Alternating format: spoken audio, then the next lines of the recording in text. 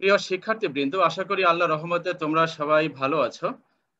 আজকে আমি তোমাদের ভেক্টর অধ্যায়ের দ্বিতীয় লেকচার শুরু করছি। যদিও আমরা প্রথম লেকচারে তেমন পড়াইতে পারি নাই তেমন কিছু, তারপরে শুরু করেছিলাম যে রাশি কাকে বলে, রাশি কত প্রকার ও কি কি, এবং একটা ভেক্টর রাশিকে আমরা কিভাবে রিপ্রেজেন্ট করতে পারি। এবং সাথে সাথে তোমার বেশ কিছু ভেক্টরের ডেফিনেশন আমরা শুরু করেছিলাম। তার একটা সংজ্ঞা আমরা পড়েছিলাম, সেটি হচ্ছে সম বা সমান ভেক্টর কাকে বলে। তো এখান থেকে আমি আবারও আজকে শুরু করছি। সম বা সমান ভেক্টর হচ্ছে সমজাতীয় দুটি ভেক্টরের মান যদি সমান হয় এবং দিক একই দিকে হয়, তাহলে এই ভেক্টরগুলোকে বলা হয় সম বা সমান ভেক্টর। তার মানে সম বা সমান ভেক্টরের ক্ষেত্রে আমি যেখানে দুইটা ভেক্টর ইন্ডিকেট করেছি, এ ভেক্টর এবং বি ভেক্টর, এই দুটা ভেক্টরের মান একই হতে হবে। অর্থাৎ এই ভেক্টরের সরলরেখার দৈর্ঘ্য আর বি ভেক্টরের সরলরেখার দৈর্ঘ্য পরস্পর সমান হতে হবে। দৈর্ঘ্য যদি সমান হয় তাহলে মান সমান হবে, এবং এই তীর চিহ্ন যদি একই দিকে থাকে তাহলে ডিরেকশন একই দিকে হবে, এবং এ ভেক্টর এবং বি ভেক্টর একই জাতীয় হতে হবে। অর্থাৎ আমার এ ভেক্টরটা যদি ত্বরণ ভেক্টর হয়, বি ভেক্টরকে কি ভেক্টর হতে হবে? ত্বরণ ভেক্টর। তবেই আমরা এ ভেক্টর এবং বি ভেক্টরকে সমজাতীয় ভেক্টর বলবো। তাহলে সম বা সমান ভেক্টরের ডেফিনেশন হলো, সমজাতীয় দুটি ভেক্টরের মান যদি সমান হয় এবং দিক একই দিকে হয়, তাহলে এই ভেক্টর দুটিকে বলা হয় সম বা সমান ভেক্টর। তো নিশ্চয়ই তোমরা বুঝতে পেরেছো, সম বা সমান ভেক্টরের ক্ষেত্রে তিনটা কন্ডিশন আছে। এক নম্বর কন্ডিশন হলো ভেক্টর দ্বয়ের মান পরস্পর সমান হতে হবে, ভেক্টর দ্বয়ের ক্রিয়া রেখা একই দিকে হতে হবে, আর ভেক্টর দ্বয়কে সমজাতীয় হতে হবে। অর্থাৎ আমার এ ভেক্টরটা যে জাতের হবে, যে নামের হবে, বি ভেক্টরটাও সেই নামেরই হতে হবে। অর্থাৎ আমার উপরেরটা যদি ফোর্স ভেক্টর হয়, বি ভেক্টর কেও কি ভেক্টর হতে হবে? ফোর্স ভেক্টর হতে হবে। তবেই আমরা এ ভেক্টর বা বি ভেক্টরকে সম বা সমান ভেক্টর বলবো। তাহলে সম বা সমান ভেক্টরের যে ডেফিনেশনটা আমি বললাম, সেটা সুন্দর করে খাতায় লিখবে এবং এই তিনটা বৈশিষ্ট্যের কথা মাথায় রাখবে। আচ্ছা, এবারে এটার বিপরীত আর একটা ভেক্টর আছে সম বা সমান ভেক্টরে, যার নাম হচ্ছে বিপরীত বা ঋণাত্মক ভেক্টর। তো বিপরীত বা ঋণাত্মক ভেক্টরের সংজ্ঞা হলো, দেখো আমার এই উপরে যে চিত্রটা ছিল সেটাকে দেখো, আমি এ ভেক্টরকে আমি বরাবরই রেখেছি, কিন্তু বি যে ভেক্টরটা ছিল সেটাকে আমি তার ডিরেকশনটা পরিবর্তন করে দিয়েছি। অর্থাৎ আমার সমজাতীয় দুটি ভেক্টরের মান যদি সমান হয় এবং দিক পরস্পর বিপরীত দিকে হয়, তাহলে এই ভেক্টর দুটিকে বলা হয় পরস্পর বিপরীত বা ঋণাত্মক ভেক্টর। বিপরীত বা ঋণাত্মক বলা হচ্ছে এই জন্যই যে তোমার এই উপরে যে ভেক্টরটা তার ডিরেকশন যেদিকে হয়েছে, নিচের যে ভেক্টর তার ডিরেকশন কিন্তু ওই উপরে ভেক্টরের বিপরীত দিকে হয়েছে, তথা নেগেটিভ দিকে হয়েছে। এই জন্য তোমার এই নিচের ভেক্টরটাকে বলা হয় উপরে ভেক্টরের বিপরীত বা ঋণাত্মক ভেক্টর, বা এদের পরস্পরকে বলা হয় বিপরীত বা ঋণাত্মক ভেক্টর। তাহলে বিপরীত বা ঋণাত্মক ভেক্টরের ডেফিনেশন হলো, সমজাতীয় দুটি ভেক্টরের মান যদি সমান হয় এবং ডিরেকশন বিপরীত দিকে হয়, তাহলে এই ভেক্টর দুটিকে বলা হয় বিপরীত বা ঋণাত্মক ভেক্টর। তাহলে বিপরীত বা ঋণাত্মক ভেক্টরের সাথে সম বা সমান ভেক্টরের পার্থক্য হলো তোমার একটা, সেটা হচ্ছে যে তোমার সম ভেক্টরের ক্ষেত্রে এদের ডিরেকশন একই দিকে ছিল, বাট বিপরীত বা ঋণাত্মক ভেক্টরের ক্ষেত্রে এই দুটো ভেক্টরের ডিরেকশন পরস্পর বিপরীত দিকে হবে। তার মানে আমার সম বা সমান ভেক্টরের ক্ষেত্রে এ ভেক্টর এবং বি ভেক্টরের মধ্যবর্তী অ্যাঙ্গেল হবে 0 ডিগ্রি, যেহেতু এ ভেক্টর এবং বি ভেক্টর একই দিকে ক্রিয়াশীল। কিন্তু বিপরীত বা ঋণাত্মক ভেক্টরের ক্ষেত্রে আমার এই দুটা ভেক্টরের যেহেতু ক্রিয়া রেখা পরস্পর বিপরীত দিকে, সুতরাং এ ভেক্টর এবং নিচের ভেক্টরের মধ্যবর্তী যে অ্যাঙ্গেল হবে সেটা 180 ডিগ্রি। তো নিশ্চয়ই তোমরা বুঝতে পেরেছো যে সম বা সমান ভেক্টর কাকে বলে, বিপরীত বা ঋণাত্মক ভেক্টর কাকে বলে, এবং এদের যে বৈশিষ্ট্যগুলো আছে সেই বৈশিষ্ট্যগুলো আমি বললাম, এগুলো সুন্দর করে তোমরা খাতায় রাইট ডাউন করবে এবং এই অনুসারে তোমরা বাসায় লেখাপড়া করবে। আচ্ছা, এবারে পরে যে ভেক্টরটা বলা হচ্ছে সেটা হচ্ছে সদৃশ ভেক্টর। সদৃশ, লাইক ভেক্টর বলা হয় ইংলিশে। সদৃশ ভেক্টর বলতে বোঝানো হয় যে সমজাতীয় দুটি ভেক্টরের ক্রিয়া রেখা যদি একই দিকে হয় এবং মান যদি অসমান হয়। কি বললাম? সমজাতীয় দুটি ভেক্টরের ক্রিয়া রেখা যদি একই দিকে হয় এবং মান অসমান হয়, তাহলে এই ভেক্টর দুটিকে বলা হয় সদৃশ ভেক্টর। তার মানে সদৃশ ভেক্টরের ক্ষেত্রে কি বৈশিষ্ট্যের কথা বলা হচ্ছে, যে এই দুটা ভেক্টর সমজাতীয় হবে। তার মানে আমার উপরে যে ভেক্টর এ ভেক্টর যদি ফোর্স ভেক্টর হয়, তাহলে নিচের যে বি ভেক্টর সেটাও কি ভেক্টর হতে হবে? Force vector. অর্থাৎ আমি এখানে বল দিয়ে আমি ইন্ডিকেট করেছি, এটাও বল এটাও বল, কিন্তু দুটা ভেক্টরের মান কি হবে? অসমান হবে। যার জন্য এই সরলরেখার দৈর্ঘ্য আর নিচের যে ভেক্টর, যে সরলরেখার দৈর্ঘ্য পরস্পর অসমান হবে। সরলরেখার দৈর্ঘ্য কি নির্দেশ করে? একটা ভেক্টরের মান নির্দেশ করে। তো যেহেতু এই সরলরেখার দৈর্ঘ্য অসমান, সুতরাং এই দুটা ভেক্টরের মানও কি হবে? অসমান হবে। এবং এই তীর চিহ্ন দ্বারা বোঝানো হচ্ছে যে এই দুটা ভেক্টরের ডিরেকশন তোমার কি হয়েছে? একই দিকে হয়েছে। যার জন্য আমরা এই দুটা ভেক্টরকে আমরা কি বলবো? সদৃশ ভেক্টর বলবো। তাহলে সম বা সমান ভেক্টরের সাথে সদৃশ ভেক্টরের পার্থক্য হচ্ছে শুধু একটা, সেটা হচ্ছে সম বা সমান ভেক্টরের মান সমান হবে কিন্তু সদৃশ ভেক্টরের ক্ষেত্রে মানটা অসমান হবে। আর বাকি যে দুইটা বৈশিষ্ট্য সেই দুইটা বৈশিষ্ট্য সদৃশ ভেক্টরের ক্ষেত্রে প্রযোজ্য হবে, অর্থাৎ ডিরেকশন একই দিকে হবে এবং এই ভেক্টর দ্বয়ের জাতও কি হবে, একই জাতীয় হতে হবে। তাহলে এই দুইটা ভেক্টরকে আমরা কি বলবো, সদৃশ ভেক্টর। তাহলে সদৃশ ভেক্টরের সংজ্ঞাটা হচ্ছে সমজাতীয় দুটি ভেক্টরের মান যদি অসমান হয় এবং এদের ক্রিয়ারেখা যদি একই দিকে হয়, তাহলে এ ভেক্টর এবং বি ভেক্টরকে বলা হয় সদৃশ ভেক্টর। এবারে চলে আসে তোমার বি সদৃশ ভেক্টর, এটার উল্টোটা। দেখো এটার উল্টোটা, অর্থাৎ আমার এ ভেক্টরের ডিরেকশন যেদিকে হবে, বি ভেক্টরের ডিরেকশনটা যদি আমি উল্টো করে দিই অর্থাৎ বিপরীত দিকে দিই, তাহলে এই এ ভেক্টর এবং বি ভেক্টরকে আমরা কি বলবো, বি সদৃশ ভেক্টর। তাহলে বি সদৃশ ভেক্টরের ক্ষেত্রে আমরা কি বলতে পারি, বি সদৃশ ভেক্টরের ক্ষেত্রে আমরা বলতে পারি যে সমজাতীয় দুটি ভেক্টরের মান যদি অসমান হয় এবং ডিরেকশন যদি বিপরীত দিকে হয়, তাহলে এই দুটা ভেক্টরকে আমরা বলবো বি সদৃশ ভেক্টর। তাহলে বি সদৃশ ভেক্টরের ক্ষেত্রে একই জাতীয় হতে হবে এই দুটা ভেক্টরকে, তার মানে আমার এটা যদি বল ভেক্টর হয় নিচেরটাও বল ভেক্টর হতে হবে, এবং এই দুটার ভেক্টরের মান পরস্পর অসমান হতে হবে এবং এই দুটা ভেক্টরের ক্রিয়ারেখা পরস্পর বিপরীত দিকে হতে হবে, অর্থাৎ 180 ডিগ্রি হতে হবে। তবে আমরা এই দুটা ভেক্টরকে আমরা কি বলবো, বি সদৃশ ভেক্টর। তো নিশ্চয়ই তোমরা সদৃশ ভেক্টর এবং বি সদৃশ ভেক্টর কাকে বলে এবং এর যে বৈশিষ্ট্যগুলোর কথা বললাম সেই বৈশিষ্ট্যগুলো তোমরা নিশ্চয়ই বুঝতে পেরেছো। এবারে চলে আসা পরে যে ভেক্টরটা সেটা হচ্ছে শূন্য বা null vector, that's very important vector. সেই শূন্য বা নাল ভেক্টরের সংজ্ঞা হচ্ছে যে কোন ভেক্টরের মান যদি শূন্য হয় তাহলে সেই ভেক্টরকে বলা হয় শূন্য বা নাল ভেক্টর। কোন ভেক্টরের মান যদি শূন্য হয় তাহলে সেই ভেক্টরকে বলা হয় নাল বা শূন্য ভেক্টর। নালের বাংলায় হচ্ছে তোমার শূন্য। যে দুটি ভেক্টরের মান একটি ভেক্টরের মান যদি সমান হয় তাহলে সেই ভেক্টরকে আমরা কি বলবো, শূন্য বা নাল ভেক্টর। তাহলে নাল ভেক্টরের ডেফিনেশনটা তোমরা খাতায় লিখো। এখন নাল ভেক্টরটা কিভাবে তৈরি হয়, প্রিয় শিক্ষার্থী দেখো আমি এখানে একটু চিত্র দিয়ে বোঝানোর চেষ্টা করেছি। এই যে আমার এখানে মাঝখানে যে বিন্দুটা দেখো, আমার কার্সরটা খেয়াল করো, যে কার্সরটা যে পয়েন্টে নড়ছে এই পয়েন্টে দেখো সমমানের দুটা ভেক্টর বিপরীত দিকে ক্রিয়াশীল, অর্থাৎ এই পয়েন্ট থেকে একটা ভেক্টর এক্স অক্ষের দিকে ক্রিয়াশীল এফ ভেক্টর, আর এই পয়েন্ট থেকে সমমানের আর একটা ভেক্টর ঋণাত্মক মাইনাস এক্স অক্ষের দিকে ক্রিয়াশীল। তাহলে আমার এখানে যে লব্ধি ভেক্টরটা তৈরি হবে, রেজাল্টেন্ট যে ভেক্টরটা তৈরি হবে, সেই রেজাল্টেন্ট ভেক্টরটা হবে, আমি যদি একটা ভেক্টর থেকে আরেকটা ভেক্টর মাইনাস করি, যেহেতু দুটো পরস্পর বিপরীত দিকে ক্রিয়াশীল, সুতরাং রেজাল্টেন্টটা হবে একটা থেকে আরেকটা কি করতে হবে, মাইনাস করতে হবে। রেজাল্টেন্ট বের করার অনেক পদ্ধতি আছে, আমি নেক্সট ক্লাসে তোমাদের পড়াবো এগুলো। আপাতত আজকে জেনে রাখো যে রেজাল্টেন্ট বের করার জন্য দুটো ভেক্টর যদি পরস্পর বিপরীত দিকে ক্রিয়া করে তাহলে একটি মান থেকে আরেকটা মান বিয়োগ করতে হবে। তাহলে আমার এই মাঝখানের পয়েন্টে যে লব্ধি ভেক্টরটা তৈরি হবে সেটাকে আমি নামকরণ করেছি এফ প্রাইম। তাহলে F prime that is equal to হবে তোমার এই ভেক্টর মাইনাস এই ভেক্টর, তাহলে F vector minus F vector. তো যেহেতু এই দুটা ভেক্টরের মান পরস্পর সমান একই জাতীয়, সুতরাং এখান থেকে এটা মাইনাস করলে কাটাকাটি করলে কত হবে, 0 হবে। তো এটা যেহেতু শূন্য ভেক্টর এই জন্য তোমার এই শূন্যর উপরে অবশ্যই তোমার কি চিহ্ন দিতে হবে, তীর চিহ্ন দিতে হবে। যেহেতু ভেক্টর তাহলে কোন একটা রাশিকে ভেক্টর হিসেবে প্রকাশের জন্য অবশ্যই ওই রাশিটির উপরে ওই সিম্বলটার উপরে আমাকে কি দিতে হবে, তীর চিহ্ন দিতে হবে, তবেই আমরা এইটাকে আমরা কি বলবো, শূন্য ভেক্টর বলবো। তবে মজার বিষয় হলো যে এই যে আমার যে শূন্য ভেক্টরটা তৈরি হলো এটা কোন পয়েন্টে তৈরি হয়েছে, উত্তর হলো এই যে মাঝখানে যে আমি ডট পয়েন্টটা দিয়েছি এই ডট পয়েন্টে কিন্তু এই শূন্য ভেক্টরটা তৈরি হয়েছে। তার মানে হলো শূন্য ভেক্টরের ক্ষেত্রে এই ভেক্টরটার পাদবিন্দু এবং শীর্ষবিন্দু ওই ডট পয়েন্টে অবস্থিত, একটা নির্দিষ্ট পয়েন্টে অবস্থিত, যার জন্য শূন্য ভেক্টরের সুনির্দিষ্ট দিক কিন্তু আমরা বলতে পারি না। কেননা কোনো ভেক্টরের পাদবিন্দু এবং শীর্ষবিন্দু যখন সেপারেট থাকে, যেমন আমি এখান থেকে যদি বলতে চাই দেখো তোমার এই যে বি যে ভেক্টরটা এটার পাদবিন্দু হচ্ছে এই পয়েন্টটা আর এটাকে বলা হচ্ছে তার শীর্ষবিন্দু, তাহলে যে কোনো ভেক্টরের দিক হচ্ছে তার পাদবিন্দু হচ্ছে শীর্ষবিন্দুর দিকে। তাহলে আমরা যেহেতু শূন্য ভেক্টর তৈরি হচ্ছে একটা পার্টিকুলার একটা পয়েন্টে, এই পয়েন্টে যেহেতু শূন্য ভেক্টরটা তৈরি হচ্ছে সুতরাং তার পাদবিন্দু বা শীর্ষবিন্দু একটা বিন্দুতে অবস্থিত। তো পাদবিন্দু বা শীর্ষবিন্দু একটা বিন্দুতে অবস্থিত হবার কারণে প্রিয় শিক্ষার্থী বন্ধুরা সেই ক্ষেত্রে আমরা তাদের যে দিক এই দিকটা কিন্তু আমরা সুনির্দিষ্ট করে বলতে পারি না। তাহলে কি এর দিক নাই? হ্যাঁ অবশ্যই এই শূন্য ভেক্টরের দিক আছে, বাট এটাকে আমরা কখনোই সুনির্দিষ্ট করে বলতে পারি না। তোমরা অনেকে কমেন্টস করছো, আমি একটু কমেন্টসটা দেখে নিই তোমরা কে কি বলতে চাচ্ছ। যারা আচ্ছা তোমাদের স্যার কমেন্টস করেছে, যারা রোল লেখো নাই 1 মিনিটের মধ্যে রোল লিখো, তোমাদের স্যার ক্লাসে আছেন, তোমাদের ক্লাস স্যারও কিন্তু ক্লাসে শুনছে তোমরা ক্লাস করছো কিনা। তাহলে শূন্য ভেক্টরের ক্ষেত্রে আমি কি বললাম যে সমমানের দুটি ভেক্টর যদি কোনো বিন্দুতে বিপরীত দিকে ক্রিয়া করে তাহলে ওই বিন্দুতে যে লব্ধি ভেক্টরটি তৈরি হয় সেই ভেক্টরটি হচ্ছে তোমার শূন্য ভেক্টর।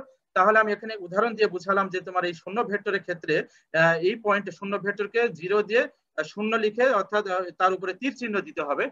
যেহেতু শূন্য ভেক্টরের ক্ষেত্রে পাদবিন্দু এবং শীর্ষবিন্দু একই বিন্দুতে অবস্থিত, এই জন্য শূন্য ভেক্টরের ক্ষেত্রে আমরা তার যে দিক ডিরেকশন এটা আমরা সুনির্দিষ্ট করে বলতে পারি না। এই হচ্ছে শূন্য ভেক্টরের ডেফিনেশন বা এটার যে ফিজিক্যাল যে ব্যাখ্যাগুলো আছে সেই ব্যাখ্যাগুলো আমরা বললাম। এবং এখান থেকে প্রিয় শিক্ষার্থী বন্ধুরা একটা অনুধাবনমূলক প্রশ্ন হতে পারে, সেটা হচ্ছে যে শূন্য ভেক্টরের সুনির্দিষ্ট দিক নাই কেন, ব্যাখ্যা করো।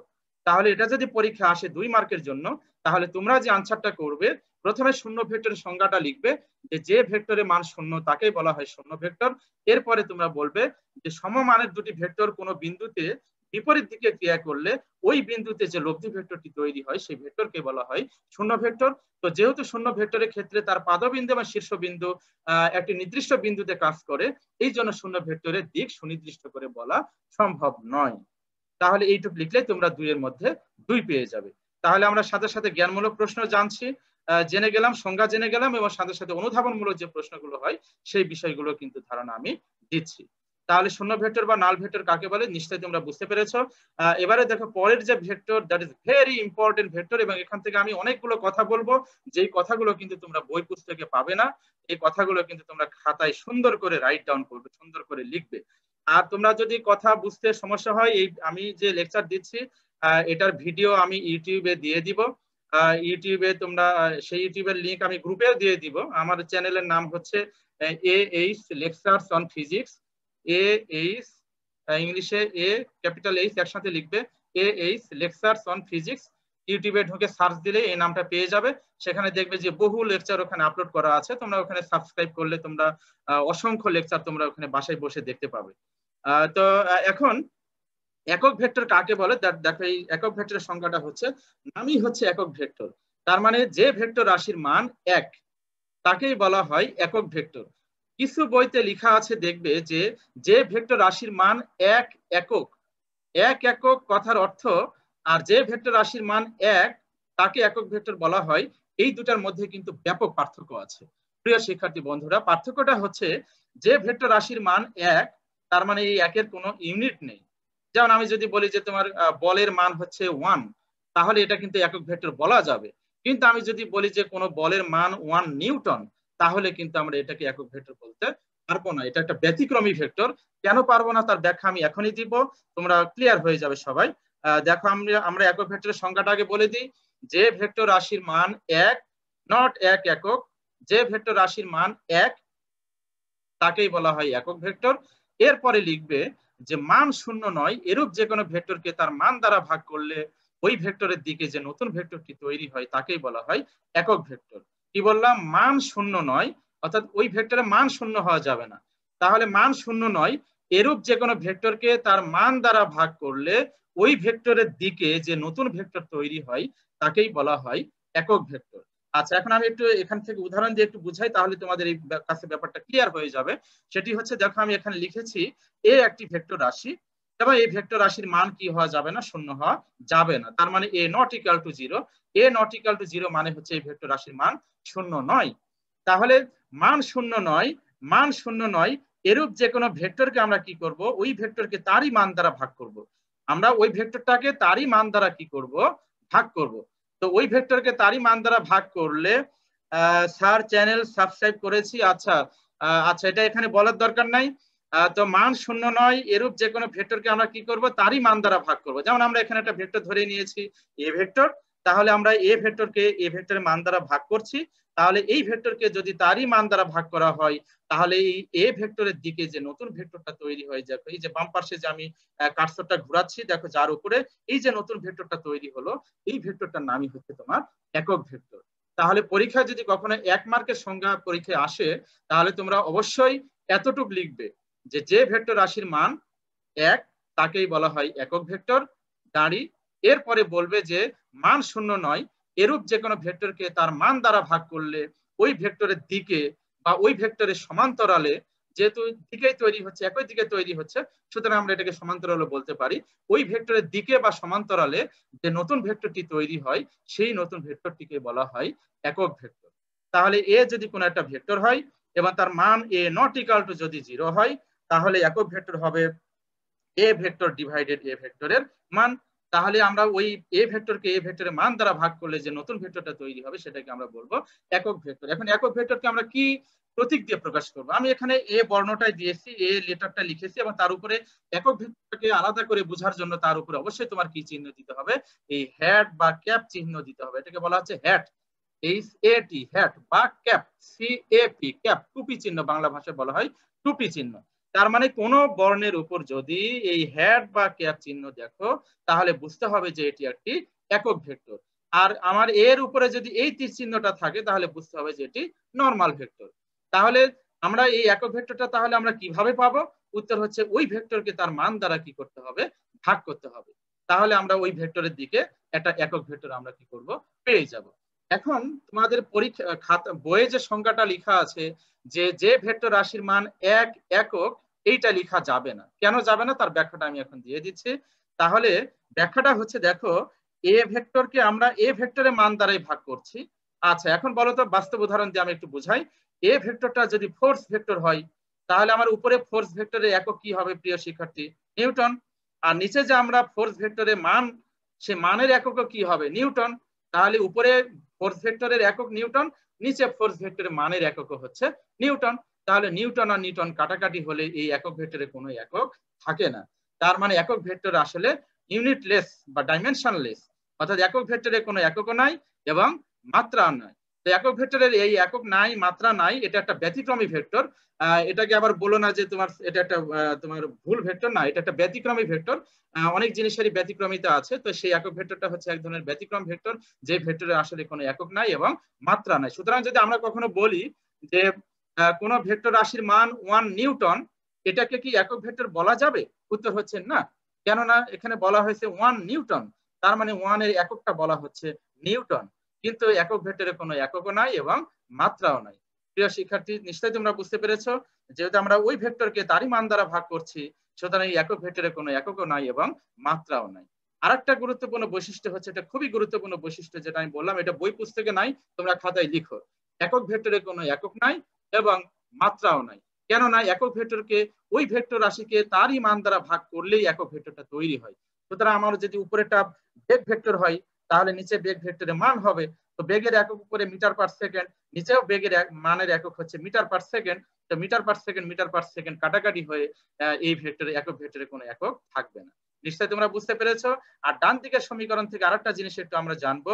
এই সমীকরণটাকে যদি কোনাকুনি গুণ করে দেওয়া হয় তাহলে কি তৈরি হচ্ছে? A vector that is equal to A ভেক্টরের মান ইনটু ওই একক ভেক্টরটা এখানে গুণ করলে এই সমীকরণটা তৈরি হয়। এই সমীকরণ থেকে যে জিনিসটা আমরা জানবো সেটা হচ্ছে যে কোন মানকে যদি আমরা এই যে এ মানটাকে যদি আমরা একটা একক ভেক্টর দ্বারা গুণ করে দিই তাহলে ওই মানের ভেক্টরটা তৈরি হয়। তার মানে আমার কোন ভেক্টরের দিক কোন দিকে হবে, তথা এই যে এ ভেক্টরের দিক কোন দিকে হবে, এই দিক নির্দেশের জন্য এই একক ভেক্টরটা ব্যবহৃত হয়। তার মানে কোন ভেক্টরের দিক কোন দিকে হবে সেটা নির্দেশ করার জন্য তোমার একক ভেক্টরটা ব্যবহৃত হয়। কিভাবে? যেমন আমরা এখানে বলেছি, দেখো তোমার এই যে এ ক্যাপ, এই এ ক্যাপের ডিরেকশন যেদিকে হবে এই এ ভেক্টরের ডিরেকশন তোমার সেদিকে হবে। কেননা তোমার সংজ্ঞায় বলা হয়েছে যে মান শূন্য নয় এরূপ যে কোনো ভেক্টরকে তার মান দ্বারা ভাগ করলে ওই ভেক্টরের দিকে যে নতুন ভেক্টরটা তৈরি হয় সেই ভেক্টরটাকে বলা হয় একক ভেক্টর, ওই ভেক্টরের দিকেই। তার মানে আমার এই একক ভেক্টরের ডিরেকশন যেদিকে হবে এই এ ভেক্টরের ডিরেকশনও সেদিকেই হবে। তার মানে আমার কোন ভেক্টরের দিক কোন দিকে হবে তা নির্দেশ করার জন্য তোমার এই একক ভেক্টরটা ব্যবহৃত হয়। তোমরা কে যেন কমেন্টস করছো, কমেন্টস কি করছো? রিজু রোল কোথায়? আচ্ছা, তোমাদের স্যার তোমাদের সাথে কন্ট্যাক্ট করতেছে, তোমরা ওখানে কথা বলার চেষ্টা করো। আচ্ছা, তাহলে একক ভেক্টরের ক্ষেত্রে আমি গুরুত্বপূর্ণ দুইটা বৈশিষ্ট্য বললাম যে একক ভেক্টর দিক নির্দেশের জন্য ব্যবহৃত হয়, অর্থাৎ কোন ভেক্টরের দিক কোন দিকে হবে সেটি প্রকাশ করার জন্য তোমার একক ভেক্টর ব্যবহৃত হয়, এইটা একটা বৈশিষ্ট্য। আর 2 নাম্বার বৈশিষ্ট্য হচ্ছে যে একক ভেক্টরে কোনো এককও নাই এবং মাত্রাও নাই। আর 3 নাম্বার আরেকটি বৈশিষ্ট্য হচ্ছে যে কোনো মানকে যদি তুমি ভেক্টর হিসাবে রিপ্রেজেন্ট করতে চাও তাহলে ওই মানটাকে একটা একক ভেক্টর দ্বারা কি করতে হবে? গুণ করতে হবে, করলে ওই মানের ভেক্টরটা তৈরি হবে। তাহলে এই যে গুরুত্বপূর্ণ যে 3টি বৈশিষ্ট্যের কথা আমি বললাম এই 3টা বৈশিষ্ট্য তোমরা খাতায় সুন্দর করে লিখে রাখো। আচ্ছা, এবারে চলে আসে পরবর্তীতে যে ভেক্টরটি লেখা আছে সেটি হচ্ছে আয়ত একক vector. That is very simple. এটা ইন্টারন্যাশনালি গ্রহণ করা হয়েছে যে তোমার ত্রিমাত্রিক স্থানাঙ্ক ব্যবস্থায় বা কাঠামো ব্যবস্থায়, অর্থাৎ তোমরা যে ডাইমেনশন জানো, এক্স অক্ষ, ওয়াই অক্ষ এবং জেড অক্ষ, তো এই 3টি অক্ষর ধনাত্মক অক্ষ বরাবর যে তিনটি একক ভেক্টর বিবেচনা করা হয়, এই একক ভেক্টর গুলোকে বলা হয় তোমার আয়ত একক ভেক্টর। এইগুলো কিন্তু একক ভেক্টর। দেখো এক্স অক্ষ বরাবর যে একক ভেক্টর সেটাকে নামকরণ করা হয় আই ক্যাপ, ওয়াই অক্ষ বরাবর যে একক ভেক্টর সেটাকে নামকরণ করা হয় জে ক্যাপ, এবং জেড অক্ষ বরাবর যে একক ভেক্টর সেটাকে নামকরণ করা হয় কে ক্যাপ। তাহলে এই যে I cap, J cap, K cap, এই তিনটা ভেক্টরকে বলা হয় তোমার আয়ত একক ভেক্টর বা আয়তাকার একক ভেক্টর। এখন আমার প্রশ্ন হচ্ছে তোমাদের কাছে, সেটি হচ্ছে আমরা যে উপরে যে একক ভেক্টরটা পড়লাম আর নিচে যে আয়ত একক ভেক্টর বলা হচ্ছে, এই দুটা ভেক্টরের মধ্যে ডিফারেন্সটা কোথায়, পার্থক্যটা কোথায়? That is very important for তোমার অনুধাবনমূলক প্রশ্নের জন্য। সেটি হচ্ছে যে এই আয়তাকার একক ভেক্টর যেগুলো বলা হচ্ছে I cap, J cap, K cap, এদের ক্রিয়া রেখা হচ্ছে নির্দিষ্ট, অর্থাৎ আই ক্যাপ সবসময় এক্স অক্ষে ক্রিয়াশীল, জে ক্যাপ সবসময় ওয়াই অক্ষে ক্রিয়াশীল, এবং কে ক্যাপ সবসময় জেড অক্ষে ক্রিয়াশীল। তার মানে আমার I cap, J cap, K cap এই আয়ত একক ভেক্টর গুলোর ক্রিয়া রেখা তথা ডিরেকশন নির্দিষ্ট। কিন্তু আমরা উপরে যে একক ভেক্টরটা পড়ে এসেছি, এই যে আমার এ ক্যাপ, এই একক ভেক্টরটার দিক যে কোনো দিকে হতে পারে, তার মানে এটার দিকটা অনির্দিষ্ট। এটাই হচ্ছে পার্থক্য। তার মানে আমার এই একক ভেক্টরের দিক যে কোনো দিকে হতে পারে, কিন্তু আয়ত একক ভেক্টর গুলোর দিক নির্দিষ্ট, অর্থাৎ আই ক্যাপ সবসময় এক্স অক্ষে ক্রিয়াশীল, জে ক্যাপ সবসময় ওয়াই অক্ষে ক্রিয়াশীল, এবং কে ক্যাপ হচ্ছে সবসময় জেড অক্ষে ক্রিয়াশীল। এই হচ্ছে একক ভেক্টর এবং আয়ত একক ভেক্টরের মধ্যে পার্থক্য। তো নিশ্চয়ই তোমরা বুঝতে পেরেছো। আচ্ছা, এবারে দেখো পরবর্তী যে ভেক্টরটার কথা বলা হচ্ছে সেটি হচ্ছে অবস্থান বা ব্যাসার্ধ ভেক্টর।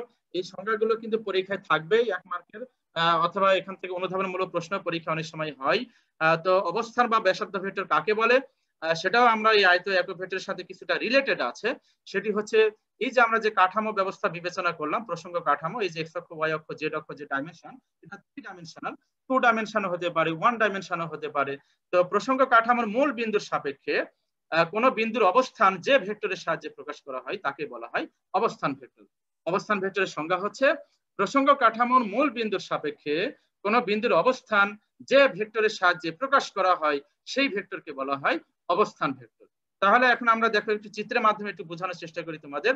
দেখো আমরা এখানে এ একটা বিন্দু নিয়েছি, তো এটা যেহেতু 3 ডাইমেনশনাল, তাহলে আমার এ বিন্দুর স্থানাঙ্কের কয়টা মান থাকবে? 3টা মান থাকবে। যদি 2 ডাইমেনশনাল হতো 2টা মান থাকবে, 1 ডাইমেনশনাল হলে সেটা তো সেই অক্ষের উপরেই থাকবে, একটা মান থাকবে। আচ্ছা, তো যেহেতু এটা 3 ডাইমেনশনাল, সুতরাং সেই 3 ডাইমেনশনালে 3টা মানে আমার এই বিন্দুটা থাকবে। তাহলে সেই মানগুলোকে আমি রিপ্রেজেন্ট করেছি এক্স, ওয়াই, জেড। এই মানগুলো কিন্তু তোমার নেগেটিভ অ্যাক্সিসে হতে পারে, সেই ক্ষেত্রে মাইনাস এখানে দেওয়া থাকবে। তো আমরা প্লাস দিয়ে বোঝাচ্ছি, পরে অঙ্ক গিয়ে তোমরা আমি তোমাদের মাইনাস দিয়েও অঙ্ক করাবো, পরবর্তীতে সেটা করাবো। তো এখন এই এ বিন্দুটাকে যদি আমরা চিত্রের মাধ্যমে তার অবস্থান প্রকাশ করতে চাই, তাহলে চিত্রে যে কাজটি করতে হবে, এই মূল বিন্দু থেকে এ বিন্দু পর্যন্ত একটা সরল রেখা টেনে তীর চিহ্নটা তোমার এ বিন্দুর দিকে দিতে হবে, তাহলে তোমার এ বিন্দুর অবস্থান প্রকাশ হলো। তার মানে এই যে ওয়ে যে ভেক্টরটা তৈরি হবে মূল বিন্দুর সাপেক্ষে, তার মানে প্রসঙ্গ কাঠামোর মূল বিন্দুর সাপেক্ষে কোন বিন্দুর অবস্থান যে ভেক্টরের সাহায্যে প্রকাশ করা হয় তাকেই বলা হয় অবস্থান ভেক্টর। এবং ক্ষেত্র বিশেষে এটাকে ব্যাসার্ধ ভেক্টর বলা হয়। অর্থাৎ কোনো, এই যে ডান দিকে আমি যে চিত্রটা দিয়েছি, যে কোনো বস্তু যদি কোনো বিন্দু বা অক্ষকে কেন্দ্র করে একটি বৃত্ত পথে ঘূর্ণনশীল হয়, তাহলে বৃত্তাকার পথে ঘূর্ণনের ক্ষেত্রে এই মূল বিন্দুর প্রসঙ্গ কাঠার মূল বিন্দু হচ্ছে তার সেন্টারটা হবে, এই যে ও বিন্দুটা হচ্ছে তার সেন্টার। এবং আমি যদি এই বৃত্তের উপরে যে কোনো বিন্দু বিবেচনা করি, তাহলে মূল বিন্দু থেকে বিন্দুর দূরত্ব কিন্তু পরস্পর সমান হবে এবং সেটা ব্যাসার্ধের সমান হবে। এই জন্য বৃত্তাকার পথে ঘূর্ণনশীল কোন বস্তুর অবস্থান প্রকাশ করার জন্য যে ভেক্টরটা ব্যবহৃত হয় সেই ভেক্টরকে বলা হয় তোমার ব্যাসার্ধ ভেক্টর। আর অন্য যে কোনো ক্ষেত্রে সেটাকে আমরা বলবো অবস্থান ভেক্টর। বৃত্তাকার পথে ঘূর্ণনশীল কোন বস্তুর অবস্থান প্রকাশের জন্য যে ভেক্টরটা ব্যবহৃত হয় তাকেই বলা হয় ব্যাসার্ধ ভেক্টর, এবং অন্য যে কোনো ক্ষেত্রে তার অবস্থানটাকে আমরা বলবো অবস্থান ভেক্টর। বৃত্তাকার পথের ক্ষেত্রে এটাকে আমরা স্পেসিফিক্যালি বলবো এটা ব্যাসার্ধ ভেক্টর, কিন্তু অন্য যে কোনো ক্ষেত্রে এটাকে আমরা অবস্থান ভেক্টর বলবো। আচ্ছা, এখন আমরা অবস্থান ভেক্টর বা ব্যাসার্ধ ভেক্টরকে কিভাবে লিখতে পারি সেটা আমি এখানে লিখেছি। দেখো 3 ডাইমেনশনাল যদি হয় তাহলে O A vector that is equal to, এটাকে অনেক সময় রেডিয়াস ভেক্টর বলা হয়, বা তোমার সেই রেডিয়াস ভেক্টরের জন্য আর লেখা হয়েছে। তো O A vector that is equal to আমরা আর ভেক্টর সিম্বল দিয়ে প্রকাশ করলাম, that is equal to X অক্ষের যে মান সেটা হচ্ছে এক্স, আর এক্স অক্ষের একক ভেক্টরটা কি আমাদের আই ক্যাপ। তাহলে ওইটাকে ভেক্টর হিসাবে প্রকাশ করার জন্য কি করতে হবে, এই যে আমরা কিছুক্ষণ আগে পড়ে এলাম যে ওই মানকে ওই একক ভেক্টর দ্বারা কি করতে হবে, গুণ করতে হবে। তো যেহেতু এক্স অক্ষের একক ভেক্টর হচ্ছে আই ক্যাপ, এই জন্য এক্স অক্ষের মানটাকে আই ক্যাপ দ্বারা কি করতে হবে, গুণ করতে হবে। নিশ্চয়ই তোমরা বুঝতে পেরেছো। তার মানে আমার এক্স অক্ষের মান যেহেতু এক্স, তাহলে তাকে আমরা আই ক্যাপ দিয়ে গুণ করবো, তাহলে এক্স আই ক্যাপ আর প্লাস কেন এলো, এটা একটা ত্রিভুজ সূত্র থেকে আসবে। আমি নেক্সট ক্লাসে তোমাদের এই টপিক পড়াবো। আপাতত জেনে রাখো এখানে প্লাস আসবে, ত্রিভুজ সূত্র থেকে আসবে, ভেক্টর যোগে ত্রিভুজ সূত্র। আমি নেক্সট ক্লাস ইনশাল্লাহ তোমাদের সেটি পড়াবো। তো তাহলে X I cap plus Y অক্ষের মান হচ্ছে ওয়াই, আর ওয়াই অক্ষের একক ভেক্টর হচ্ছে জে ক্যাপ, তাহলে Y J cap plus Z কে ক্যাপ। যেহেতু জেড অক্ষের একক ভেক্টর হচ্ছে কে ক্যাপ, তাহলে 3 ডাইমেনশনালি আমার এই এ বিন্দুর অবস্থানটা আমরা প্রকাশ করলাম x I cap plus y J cap plus Z K cap. তাহলে যে কোনো বিন্দুর অবস্থান প্রকাশ করার জন্য এখানে যে স্থানাঙ্ক গুলো দেওয়া থাকবে, এই স্থানাঙ্ক গুলোর প্রথম যে মান সেটা এক্স অক্ষের, পরের মানটা হচ্ছে ওয়াই অক্ষের, আর পরের মানটা হচ্ছে জেড অক্ষের। সুতরাং প্রথম মানকে আই ক্যাপ দিয়ে গুণ করবে, প্লাস লিখবে সূত্রের, দ্বিতীয় মানটাকে জে ক্যাপ দিয়ে গুণ করবে, প্লাস লিখবে সূত্রের, তৃতীয় মানটাকে কে ক্যাপ দিয়ে গুণ করবে। তো নিশ্চয়ই তোমরা বুঝতে পেরেছো। আর 2 ডাইমেনশনাল যদি হয়, যেমন কোন একটা বস্তু বৃত্তের পথে এক্স ওয়াই তলে ঘূর্ণনশীল, এক্স ওয়াই তলে ঘূর্ণনশীল, তো এক্স ওয়াই মানে কয়টা ডাইমেনশন? 2টা ডাইমেনশন। তাহলে 2টা ডাইমেনশন হলে যে ডাইমেনশনটা বলা হবে শুধু এই অবস্থান ভেক্টরে, সেই 2টা ডাইমেনশনের ভেক্টরটাই থাকবে, অংশটাই থাকবে। তো যেহেতু এটা এক্স ওয়াই তলে ঘূর্ণনশীল, তাহলে আমরা যদি এ বিন্দুর অবস্থানকে প্রকাশ করতে চাই, তাহলে এ বিন্দুর স্থানাঙ্ক হবে এক্স কমা ওয়াই।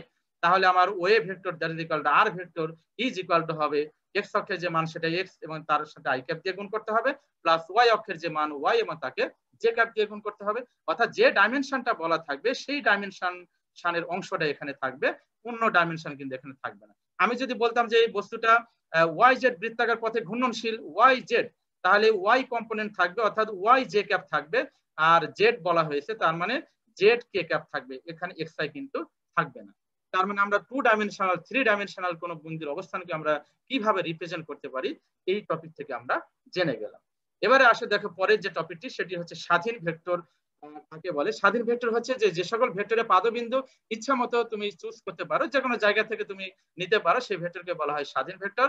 অর্থাৎ স্বাধীন ভেক্টরের ক্ষেত্রে পাদবিন্দুটা তুমি তোমার ইচ্ছা মতো তুমি নিতে পারবে। আর সীমাবদ্ধ ভেক্টরটা হচ্ছে যে ভেক্টরে পাদবিন্দু নির্দিষ্ট, অর্থাৎ তুমি ইচ্ছা মতো তুমি তোমার পাদবিন্দুটা পরিবর্তন করতে পারবে না, সেই ভেক্টরকে বলা হয় সীমাবদ্ধ ভেক্টর। এই অবস্থান ভেক্টর বা ব্যাসার্ধ ভেক্টর হচ্ছে একটি সীমাবদ্ধ ভেক্টর। কেননা আমরা যদি এই যে এ বিন্দুর অবস্থানকে প্রকাশ করতে চাই, তাহলে অবশ্যই কোন বিন্দুর সাপেক্ষে এই বিন্দুর অবস্থানকে প্রকাশ করতে হবে, এই প্রসঙ্গ কাঠামোর মূল বিন্দু ও এর সাপেক্ষে তার অবস্থানটা প্রকাশ করতে হবে। তার মানে তার পাদবিন্দুটা কিন্তু ফিক্সড, তার মানে এর পাদবিন্দুকে তুমি ইচ্ছা করলে পরিবর্তন করতে পারবে না। তার মানে এই অবস্থান ভেক্টর বা ব্যাসার্ধ ভেক্টরের ক্ষেত্রে তার পাদবিন্দুর অবস্থান যেহেতু ফিক্সড, এই জন্য অবস্থান ভেক্টর বা ব্যাসার্ধ ভেক্টর হচ্ছে এক ধরনের সীমাবদ্ধ ভেক্টর। এটা অনুধাবনমূলক প্রশ্ন হিসাবে কিন্তু পরীক্ষায় 2 মার্কের জন্য আসে, যে অবস্থান ভেক্টর এবং ব্যাসার্ধ ভেক্টর সীমাবদ্ধ ভেক্টর কেন, ব্যাখ্যা করো। তাহলে সীমাবদ্ধ ভেক্টরের সংজ্ঞাটা বলবে, এরপরে অবস্থান ভেক্টরের সংজ্ঞা বলে এই চিত্রটা দিয়ে ব্যাখ্যা করলে তোমরা 2 পেয়ে যাবে। তাহলে অবস্থান ভেক্টরের ক্ষেত্রে যেহেতু তার পাদবিন্দু ফিক্সড, এই জন্য অবস্থান ভেক্টরের ক্ষেত্রে আমরা পাদবিন্দু ইচ্ছা মতো পরিবর্তন করতে পারি না। এই জন্য আমরা অবস্থান ভেক্টরের ক্ষেত্রে তোমার যেহেতু পাদবিন্দু ইচ্ছা মতো পরিবর্তন করা যায় না, যার জন্য অবস্থান ভেক্টর হচ্ছে একটি সীমাবদ্ধ ভেক্টর। নিশ্চয়ই তোমরা বুঝতে পেরেছো। এবারে আরেকটি ভেক্টর বলা হচ্ছে সঠিক ভেক্টর। সঠিক ভেক্টর হচ্ছে যে ভেক্টরের মান 0 নয় তাকেই বলা হয় সঠিক ভেক্টর। তার মানে শূন্য ভেক্টর কিন্তু আসলে সঠিক ভেক্টর নয়, কেননা শূন্য ভেক্টরের মান হচ্ছে 0। তাহলে সঠিক ভেক্টরের সংজ্ঞাটা হচ্ছে যে ভেক্টর রাশির মান 0 নয়, এই জাতীয় ভেক্টরকে বলা হয় সঠিক ভেক্টর। আচ্ছা, এবারে চলে এসে সমান্তরাল ভেক্টর কাকে বলে। সমান্তরাল ভেক্টর হচ্ছে, আমি এখানে চিত্র দিয়ে বুঝিয়েছি, দেখো যে আমি এখানে অনেকগুলো চিত্র হতে পারে সমান্তরাল ভেক্টরের ক্ষেত্রে। আমি এখানে একটা চিত্র দিয়েছি যে তোমার ভিন্ন জাতের এখানে দেখাচ্ছি আমি, কিন্তু মান অসমান, আবার ক্রিয়া রেখা একই দিকে, এই জাতীয় ভেক্টরকে বলা হয় সমান্তরাল ভেক্টর।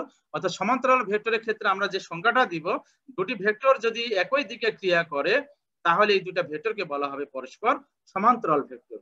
দুটি ভেক্টর যদি একই দিকে ক্রিয়া করে, তাহলে এই ভেক্টরকে বলা হয় সমান্তরাল ভেক্টর। এই সংজ্ঞাটার মধ্যে কিন্তু আমি মান এবং জাতের ব্যাপারে কিছু বলি নাই। সমান্তরাল ভেক্টরের সংজ্ঞায় কিন্তু আমি মান এবং জাতের ব্যাপারে কিছু বলছি না। দুটি ভেক্টর যদি একই দিকে ক্রিয়া করে, তাহলে এই দুটা ভেক্টরকে আমরা বলবো সমান্তরাল ভেক্টর। তার মানে সমান্তরাল ভেক্টরের ক্ষেত্রে মান সমান হতেও পারে, নাও হতে পারে, আবার জাত একই জাতীয় হতেও পারে, নাও হতে পারে। যেমন দেখো উপরে এটা ফোর্স ভেক্টর, এটা ত্বরণ ভেক্টর, এটা কিন্তু সমান্তরাল ভেক্টর। আবার যদি এটা ফোর্স ভেক্টর হয়, নিচেরটাও যদি ফোর্স ভেক্টর হয়, তাহলে এটা কিন্তু সদৃশ ভেক্টরও হতে পারে। তার মানে সদৃশ ভেক্টরও কিন্তু এক ধরনের সমান্তরাল ভেক্টর, সদৃশ ভেক্টরও কিন্তু এক ধরনের সমান্তরাল ভেক্টর হতে পারে। যেহেতু এই ক্ষেত্রে তোমার এটা যদি ফোর্স ভেক্টর হয়, এটাও যদি ফোর্স ভেক্টর হয় তাহলে এটা কিন্তু আমরা সদৃশ ভেক্টরও বলতে পারি, কিন্তু সেই সদৃশ ভেক্টর কিন্তু আবার সমান্তরাল ভেক্টর হতে পারে, কিন্তু সকল সদৃশ ভেক্টর কিন্তু আবার তোমার সকল সমান্তরাল ভেক্টর কিন্তু আবার সদৃশ ভেক্টর নয়। সকল সমান্তরাল ভেক্টর কিন্তু সদৃশ ভেক্টর নয়। যেমন এখানে জাত আমি দিয়েছি ফোর্স, আর এখানে আমি জাত দিয়েছি ত্বরণ, তাহলে এটাকে কিন্তু আমরা সদৃশ বা সদৃশ ভেক্টর বলতে পারবো না, এটা হচ্ছে সমান্তরাল ভেক্টর। তাহলে সমান্তরাল ভেক্টরের ডেফিনেশন হলো দুটা ভেক্টর যদি একই দিকে ক্রিয়া করে তাহলে এই ভেক্টরকে বলা হয় সদৃশ বা সমান্তরাল ভেক্টর। দুটি ভেক্টর যদি একই দিকে ক্রিয়া করে তাহলে এই ভেক্টর দুটিকে বলা হয় সমান্তরাল ভেক্টর। তাহলে সমান্তরাল ভেক্টরের ক্ষেত্রে মান সমান হতেও পারে নাও পারে, জাত একই হতেও পারে নাও হতে পারে, তাহলে এই জাতীয় ভেক্টরকে আমরা বলবো সমান্তরাল ভেক্টর। আর এটার যে বিপরীতটা, অর্থাৎ আমরা যদি বি ভেক্টরের ডিরেকশনটাকে আমরা যদি এর বিপরীত দিকে করে দিই তাহলে এটাকে বলা হয় বিপরীত সমান্তরাল ভেক্টর, অ্যান্টি প্যারালাল ভেক্টর। তার মানে আমার এ ভেক্টরের ডিরেকশন যেদিকে হবে বি ভেক্টরের ডিরেকশন তার বিপরীত দিকে হবে। তার মানে দুটো ভেক্টর যদি পরস্পর বিপরীত দিকে ক্রিয়া করে তাহলে এই দুটো ভেক্টরকে বলা হবে পরস্পর বিপরীত সমান্তরাল ভেক্টর। এবং বিপরীত সমান্তরাল ভেক্টরের ক্ষেত্রে এদের জাত সমান, জাত একই হতেও পারে নাও হতে পারে, এবং মান সমান এক হতেও পারে নাও পারে, তাহলে এই ভেক্টরকে বলবো আমরা বিপরীত সমান্তরাল ভেক্টর। আচ্ছা, এবারে দেখো, এখন এখানে একটি প্রশ্ন লিখেছি আমি, একটি ভেক্টর রাশিকে একটি স্কেলার রাশি দ্বারা গুণ করলে কি কি পরিবর্তন হতে পারে। এইটা এখানে আমি একটা উদাহরণ দিয়ে বোঝানোর চেষ্টা করেছি। বি একটি ভেক্টর রাশি আর গামা ল্যামডা হচ্ছে একটি স্কেলার রাশি। তো বি ভেক্টর রাশিকে ল্যামডা দ্বারা গুণ করলে দেখো একটা এ ভেক্টর তৈরি হয়েছে।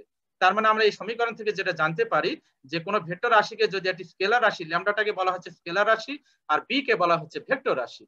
তো বি ভেক্টর রাশিকে যখন আমি একটি স্কেলার রাশি দ্বারা গুণ করলাম তখন একটা ভেক্টর তৈরি হয়, এটা একটা জিনিস। আরেকটি জিনিস হচ্ছে যে তোমার এই বি ভেক্টরের জাত হবে, এ ভেক্টরের জাত কিন্তু ভিন্ন জাতের তৈরি হবে। আমি একটু উদাহরণ দিয়ে পরে বোঝাচ্ছি। এখন এই চিত্রে দেখো, তোমার ল্যামডা যদি প্লাস হয়, অর্থাৎ এই স্কেলার রাশিটি যদি প্লাস হয় তাহলে বি ভেক্টর এবং এ ভেক্টরের ডিরেকশন একই দিকে হবে, চিত্রটা দেখো। আর ল্যামডাটা যদি মাইনাস হয় তাহলে আমার বি ভেক্টরের ডিরেকশন যেদিকে হবে এ ভেক্টরের ডিরেকশন তার বিপরীত দিকে হবে। তার মানে এটা সমান্তরাল ভেক্টর হবে আর নিচেরটা হবে বিপরীত সমান্তরাল ভেক্টর। এখন প্র্যাকটিক্যাল উদাহরণ দেখো, আমরা কোন ত্বরণকে যদি ভর দ্বারা গুণ করি তাহলে কি তৈরি হয় প্রিয় শিক্ষার্থী বন্ধুরা বলো তো? বল তৈরি হয়। তাহলে এখন এটাকে কি বলা হচ্ছে? ত্বরণ। তাহলে এই ভেক্টরটার জাত কি? ত্বরণ। কিন্তু আমি যখন একটি স্কেলার রাশি ভর দ্বারা গুণ করলাম তখন যে জাতটা তৈরি হলো সেটা কি জাত? বল। তার মানে কি, একটা ভেক্টর রাশিকে যদি একটি স্কেলার রাশি দ্বারা গুণ করা হয় তাহলে একটি নতুন ভেক্টর তৈরি হয় এবং সাথে সাথে এই নতুন ভেক্টরটার জাতও পরিবর্তন হয়ে যায়। অর্থাৎ আমার এখানে প্রদত্ত ভেক্টরের যে জাত ছিল ত্বরণ, কিন্তু আমার এই এম দ্বারা গুণ করার ফলে তো ভেক্টর তৈরি হলোই, সাথে সাথে আমার এখানে যে ভেক্টরটা তৈরি হলো সেই ভেক্টরের জাতীয় এই ত্বরণ ভেক্টরের জাত হতে কি হয়েছে? আলাদা হয়েছে। এখন তোমার এই এম তো কখনো ঋণাত্মক হতে পারে না, সুতরাং এই যে মাইনাসের যে ল্যামডা, অর্থাৎ এই স্কেলার রাশি যদি ঋণাত্মক হয় তাহলে এ ভেক্টর বি ভেক্টরের ডিরেকশন যে বিপরীত দিকে হবে, এই ঋণাত্মকের অ্যাপ্লিকেশন কিন্তু এই সমীকরণে নাই। অর্থাৎ এম অলওয়েজ পজিটিভ। তো এম ধনাত্মক হওয়ার কারণে ফোর্স ভেক্টর এবং ত্বরণ ভেক্টরের ডিরেকশন কিন্তু একই দিকে হবে। তার মানে এই দুটা ভেক্টরকে কিন্তু আমরা একত্রে কি বলতে পারি? সমান্তরাল ভেক্টর বলতে পারি। কিন্তু দেখো প্রিয় শিক্ষার্থী, দেখো গুরুত্বপূর্ণ একটি চিত্র আমি এখানে আর দিয়েছি, আর একটা সমীকরণ। তোমরা তড়িৎ প্রাবল্যের নাম শুনেছো, তড়িৎ প্রাবল্য বা তীব্রতা। আধানের ক্ষেত্রে, সেই আধানের ক্ষেত্রে force vector that is equal to q into E vector. এই ইটাকে বলা হচ্ছে তড়িৎ প্রাবল্য বা তীব্রতা, কিউটাকে বলা হচ্ছে আধান স্কেলার রাশি। এখন আধানের কিন্তু টাইপ আছে, আধান প্লাসও হতে পারে মাইনাসও হতে পারে। তার মানে কিউ যদি প্লাস হয় তাহলে আমার বল এবং প্রাবল্যের ডিরেকশন একই দিকে হবে। তার মানে আমার এই যে প্লাস ল্যামডা শেপ অ্যাপ্লিকেশনটা এখানে চলে আসবে।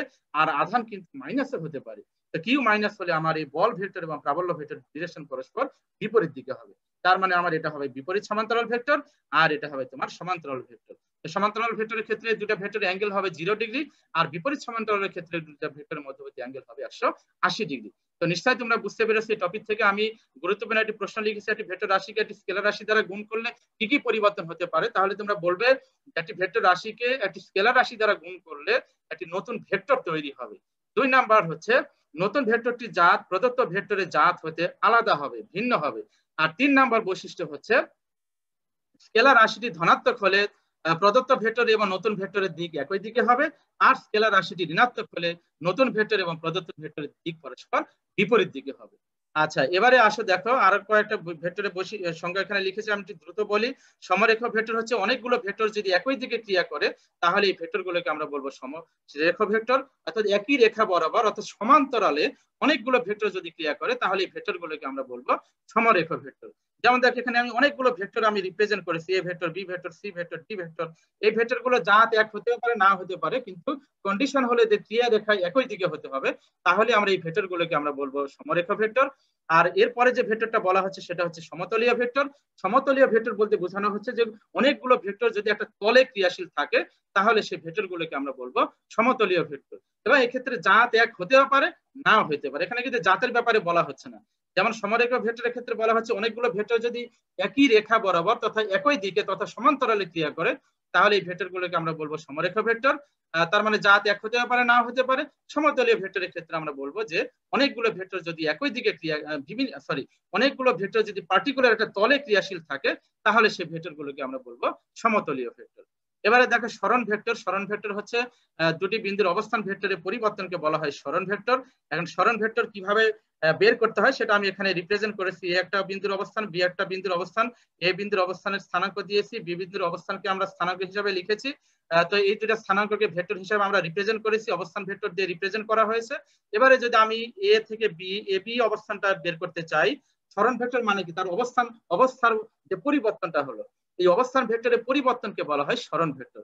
তাহলে আমি ছিলাম এ তে, গেলাম বি তে, তাহলে আমার সরণটা হয়েছে এ থেকে বি। তাহলে এই এবিটা বের করার জন্য এখানে ত্রিভুজ সূত্র প্রয়োগ করতে হবে, সেটা আমি নেক্সট ক্লাসে তোমাদের দেখাবো। আপাতত এই সমীকরণটা লিখে রাখা, আমি নেক্সট ক্লাসে তোমাদের দেখাবো। আচ্ছা, আরেকটি জিনিস হচ্ছে তোমার বিপরীত ভেক্টর, যে পি একটা ভেক্টর 4i ক্যাপ, আর কি ভেক্টরটা যদি এই যে মানটা 4, এটা যদি তার 1/4 হয় অর্থাৎ বিপরীত হয়, তার মানে এই পি ভেক্টর যেটা 4i ক্যাপ, কি ভেক্টরটা হচ্ছে 1/4 অর্থাৎ মানের বিপরীত হয়, কিন্তু আয়ের বিপরীতটা না, কিন্তু শুধু মানটার বিপরীত হবে, তাহলে পি ভেক্টর এবং কি ভেক্টরকে আমরা বলবো পরস্পর বিপরীত ভেক্টর। আচ্ছা, কে যেন হ্যান্ড রেইজ করেছো? ইমন হোসেন হ্যান্ড রেইজ করেছো। ইমন হোসেনের কি প্রবলেম? আচ্ছা, তো আমাদের আজকের যে আলোচনা, এই আলোচনাটা শেষ হয়ে গেল। নেক্সট ক্লাসে আমরা অন্য কোনো টপিক নিয়ে আমরা আলোচনা করব। এখন আমি তোমাদের কি প্রশ্ন আছে, সময় যদিও নাই, তারপরে একটু দেখি শুনতে পাই কিনা।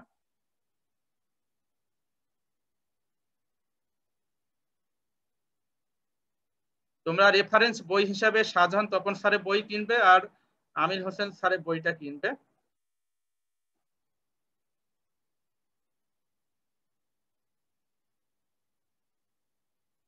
আচ্ছা, তোমাদের কোনো প্রশ্ন থাকলে বলো। স্যার আসসালামু আলাইকুম। ওয়ালাইকুম সালাম, বলো। 1 মিনিট সময় আছে, তাড়াতাড়ি বলো। আহ, স্যার বিপরীত ভেক্টরটা বলছেন যে মাঝখানের কোণটা 180 ডিগ্রি হবে স্যার, তাহলে ওটা সমান্তরাল কিভাবে হয়, ওটা পাশাপাশি হবে না? না, বিপরীত সমান্তরাল না। বিপরীত হচ্ছে তোমার, সমান্তরাল হচ্ছে অবশ্যই একই দিকে ক্রিয়া হতে হবে। আর বিপরীত ভেক্টর কখনোই সমান্তরাল ভেক্টর না, ওটা হচ্ছে বিপরীত সমান্তরাল ভেক্টর, অ্যান্টি প্যারালাল ভেক্টর বলা হয় এটাকে। অর্থাৎ দুটা জি ডিরেকশন স্যার। যদি বিপরীত দিকে হয় সেটা হচ্ছে অ্যান্টি প্যারালাল, আর দুটা ডিরেকশন